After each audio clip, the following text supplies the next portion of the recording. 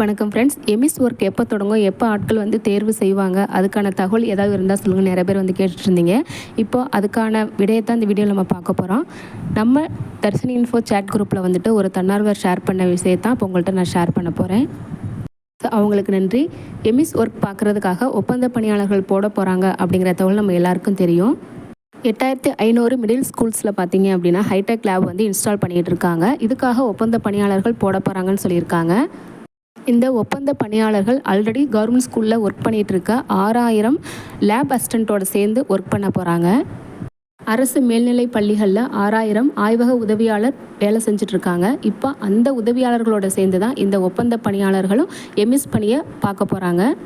ஏற்கனவே இருக்கிற 6000 பேரோடு சேர்ந்து இப்போ புதுசாக போடக்கூடிய அந்த ஒப்பந்த பணியாளர்களும் எம்எஸ் டேட்டா என்ட்ரியை பார்க்க போகிறாங்க.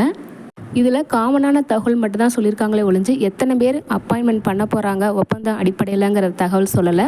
ரெண்டாவது பார்த்திங்கன்னா எப்படி இதுக்கான ஆட்கள் தேர்வு நடக்க போகுது அப்படிங்கிற தகவலையும் வந்து சொல்லலை. காமனாக விஷயத்தை மட்டும்தான் சொல்லியிருக்காங்க.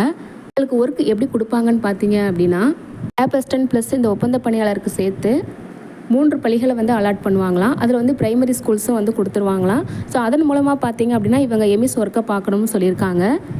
இந்த ஒர்க்கு ஜூன் மாதத்துலேருந்து நடக்கும் அப்படின்னு சொல்லியிருக்கிறாங்க. இதுதான் இப்போதைக்கு கிடைச்சிருக்க தகவல். இந்த தகவலை சொன்னவங்களுக்கு ரொம்ப நன்றி.